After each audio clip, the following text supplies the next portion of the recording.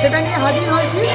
এবং কচি কচি খুদেরা যারা এই থিয়েটারের সাথে কোনোভাবেই যুক্ত নয়, প্রথমবার আমরা থিয়েটার নাটকের স্বাদ তাদের দেওয়ার চেষ্টা করছি, তাদেরকে বোঝানোর চেষ্টা করছি যে পড়াশোনার পাশাপাশি থিয়েটার করাটাও কতটা জরুরি, যা সমাজ গঠনে এবং প্রকৃত মানুষ হওয়ার পক্ষে অনেক অনেক উপকারী।